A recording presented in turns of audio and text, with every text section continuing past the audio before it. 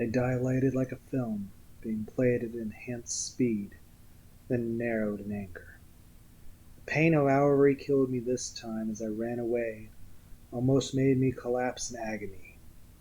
He kept on aiming for my head, and that seemed to compound whatever was happening. This time it felt distinct, almost real. I ran. I hated that maze for not allowing me to open up into a full sprint.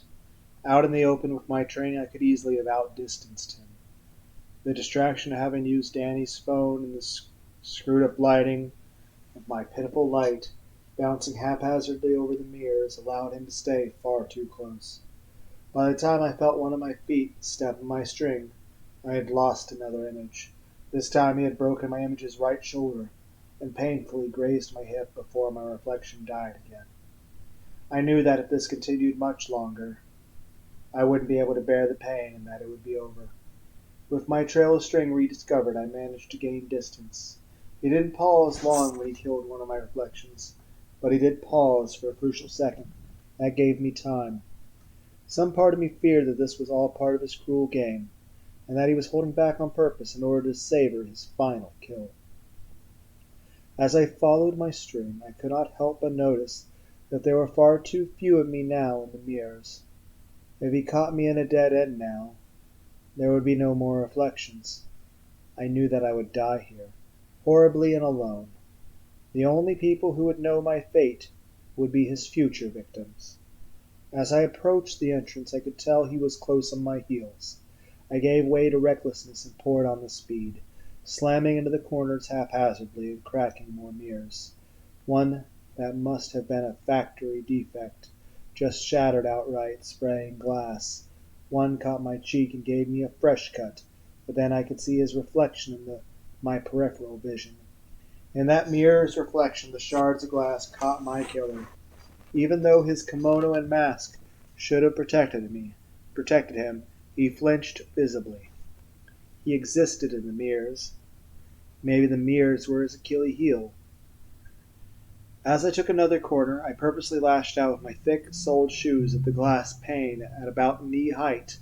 The mirror didn't explode like the previous one, but it did send a few slivers of glass flying. One caught him across the cheek of his no mask. Rather than bouncing off like you would have expected, the shard of glass took a slice out of the material. It was impossible to tell accurately between the lighting and my need to continue moving constantly, but I swore that a bead of blood gathered along the cut. His response was violent, moving faster than a man that size should have been able to.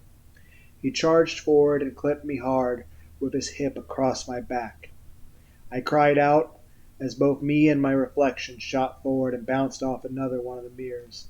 As I recoiled, I let myself collapse while rolling to the side, causing a swing of his robed arm to miss me.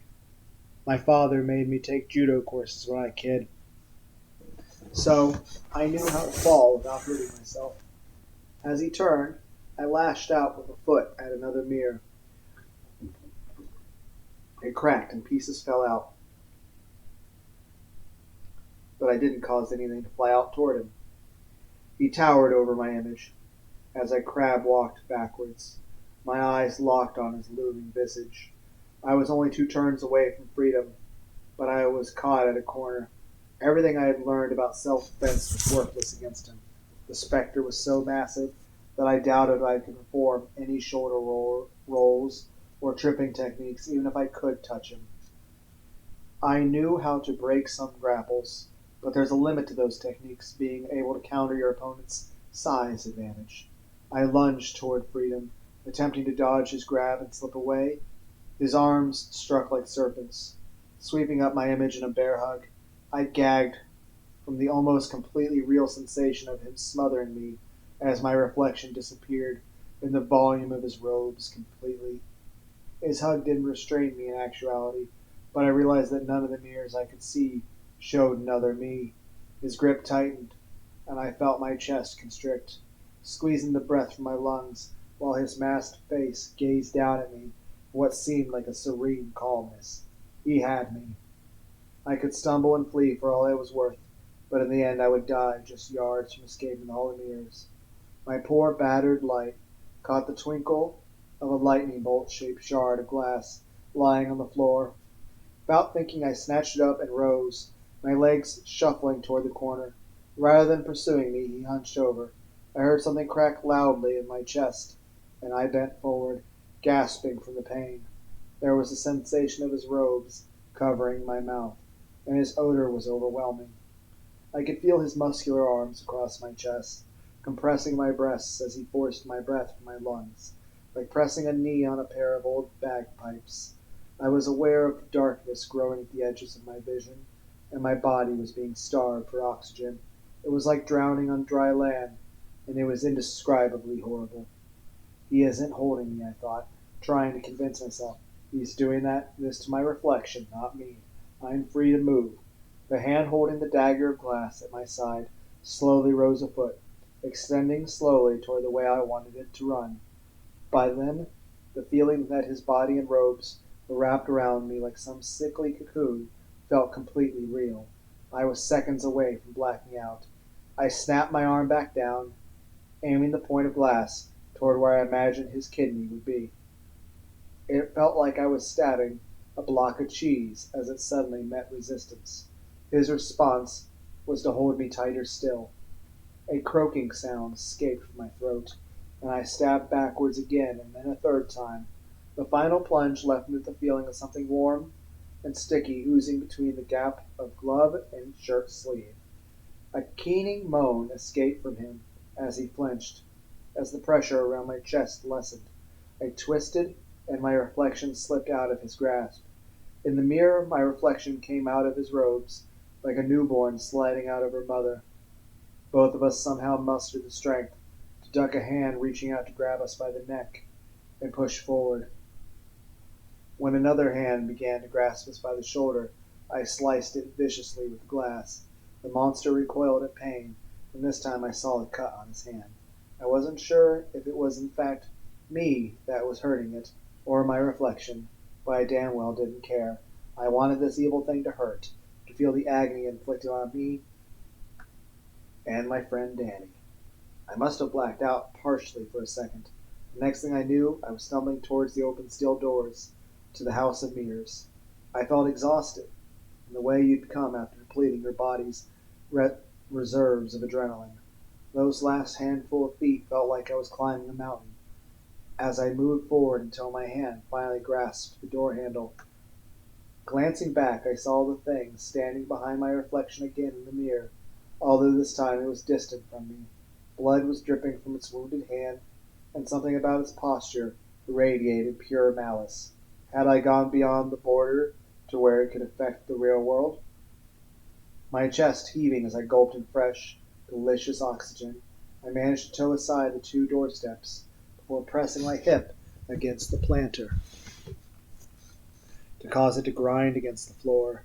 The tiles aside, it stared at me throughout in a way that I imagined how a butcher looked a hunk of meat hanging on a hook. As the door began to squeal closed on the hinges that needed oiling, I purposely raised a hand toward it and gave it the middle finger. I also told it what it could do with itself as the gap between the door and the door frame shrank. 6 inches from the door closing, the thing blurred, lunging at me faster than any person could ever sprint. I screamed and fell on the floor as the door closed. There was not even the second sound of it impacting with it, but my throat felt like his fingers had closed briefly over it. I rolled onto all fours, clutching at my esophagus as I forced air through it. Each breath was exquisite agony. His ghostly fingers had come close to collapsing my trachea forever. But I was alive. It took me an hour to get enough energy to stand after that. I spent most of that time crying while curled up in a fetal position on the floor. My body hurt. One of my ribs felt like it was broken. There was dried blood on my face, and I knew without stripping that my upper chest was heavily bruised. I spent my time grieving over Danny's death and debating how much time I would spend in an asylum if I called emergency services to report what had happened.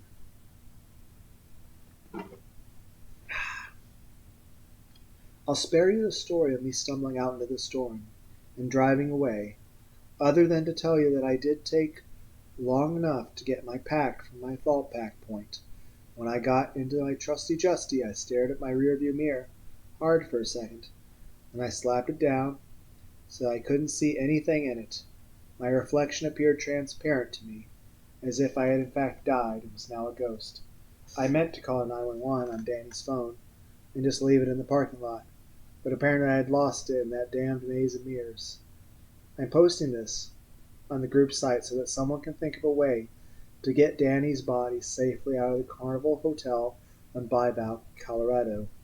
His parents don't deserve to go through all of that pain of him being a missing person.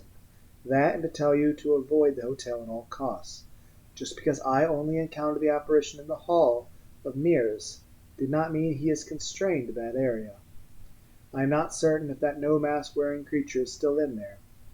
The mind is a funny thing.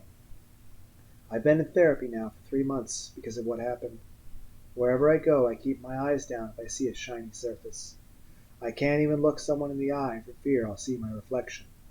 Out here in the real world, I just have the one reflection now.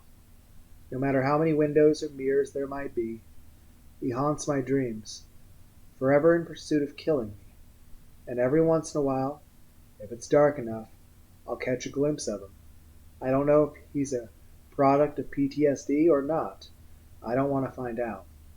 Trust me when I say, stay away from that mirrored maze and that old hotel.